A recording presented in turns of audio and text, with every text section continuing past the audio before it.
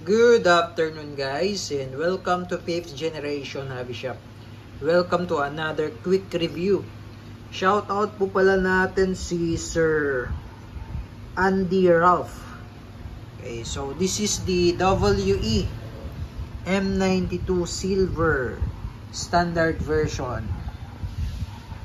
Airsoft gas blowback, airsoft pistol. This is made in Taiwan. Saan ka na? Made in Taiwan. Ayun. Made in Taiwan. Ayan. Airsoft pistol. Full metal. So, bali ito yung propellant niya. Pop dyno yan. Standard power. Number 12. So, bali ito extra. And then, it also comes with silicone oil and yung kanyang projectile. This is 0.23 grams, 4,000 shots. BBs. Okay, check natin kung ano yung mga laman ng box. Yan. So, meron siyang owner's manual. Of course, pina-slim na owner's manual ni WE. Scan na lang ng QR code. Yan. And this is the magazine. Ayan. Metal magazine din yan. Gas magazine. And 24 plus 1. That is why this is 25 rounds. Yan. So, nasa 1,050 grams. Timbangin natin mamaya kung totoo bang 1,050 grams yan with magazine. Yan. So, ito yung unit.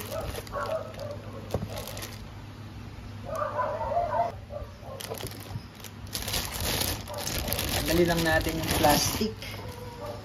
Ayan o.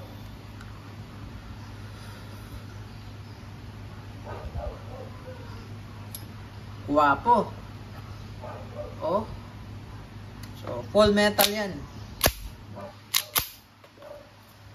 Alisin lang natin itong box. And full metal. Ito yung kanyang manual safety. Ayan. Ambidextrous. Ibig sabihin po ng ambidextrous, pag sinabi pong ambidextrous manual safety, magkabilaan po yan. Ayan, magkabilaan. Ayan. So, pwede rin yan dito sa kabila. Ayan. So, yan yung ambidextrous manual safety na tinatawag. So, safe natin. So, pagka naka-safe siya, nakakasa lang siya. Nakakasa pa rin siya, pero hindi siya pumutok. Meron kasing mga ibang model like yung M92A1 na airgun. M92A1 airgun tsaka yung M9A3. Hindi mo siya makakasa. Pag naka-safe, siya makakasa. O, ito nakakasa, pero hindi siya puputok kayo. Yung sight nito, naka-fix. Ayan, hindi mo na yan ma-adjust. Pati yung sa front, naka-fix na rin yan. Yes. Accessories nito, as is na. Wala na siyang mailalagay na accessories. Pera na lang kung meron yung available na mounting system ng Beretta or M92. Yan. So, ito, full metal po ito. So, yung nakikita nyo dito, yung slide nyan, metal yan. Babaklasin ko ha. Kailangan pagka magbabaklas ka, sir, kailangan walang magazine. Tapos, sagad mo sa dulo. Sagad sa dulo kasa. Tapos, pigel. Yan, pigel. Push mo to. Ito, push mo. Pagka push, ito ibababa mo naman. Itong part na to. Then, slide out. So, metal yan. Yung slide, metal. Yung frame, metal. Yung grip, metal. Except sa cover. Cover, plastic yan. Hammer, metal. Trigger, metal. Lahat yan, metal. So, full metal si Beretta. Si M92 is full metal. Except lang yung loading nozzle, plastic yun. And the rest, metal yan. So, dahil binaklas na natin, meron siyang free na silicone oil. Ang purpose na tong oil na to is to lubricate the O-rings and the metal parts of this airsoft pistol. Yan.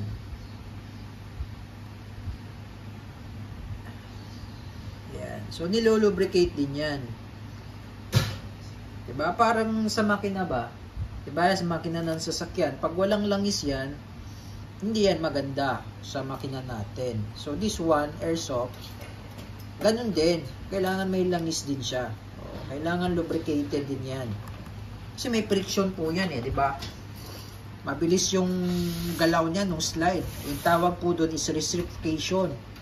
So pag walang langis, magaspang, tawag niya to, maganit yung slide, kumbaga matigas.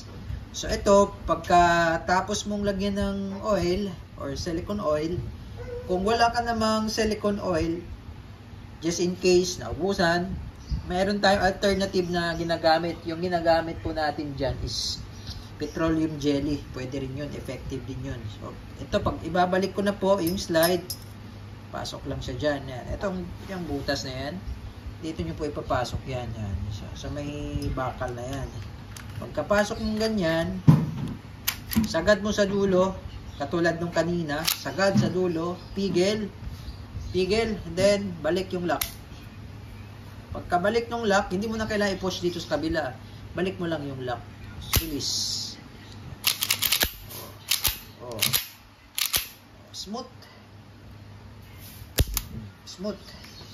Okay, so ito pa, bonus. Iigpitan ko na rin yung mga valve. At lalagyan ko na rin yan ng oil. Bonus yan. Iigpitan ko na yan at lalagyan natin ng oil.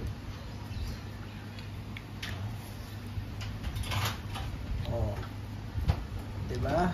So, meron kasi tayong ginagamit na special valve tool.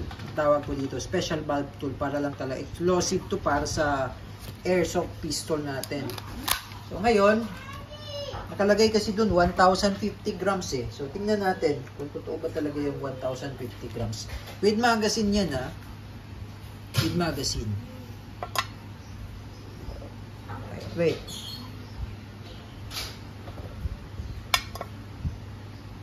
Ika lang, hindi yata nakaset. Bakit ito nagbago tong ano nito? Ayun. Bago kasi hindi siya kilogram Okay, so ulitin natin Okay, ito na. Tama pala tama. Ayan 1.05.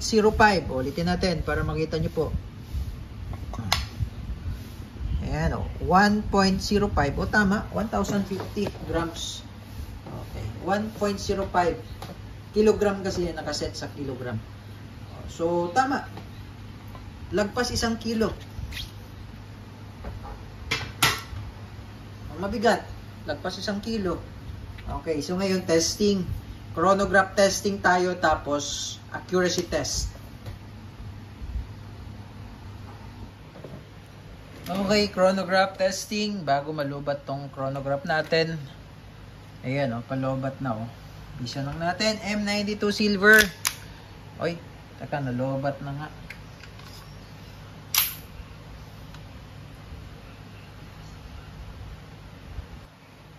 Okay, so chinarge lang natin. Ayan, so ayan, meron ng karga. Chronograph testing, M92 silver. Firing 348.3, 343.0, 340.4, 329.6. Okay, accuracy test naman. Accuracy test. Okay. Goods.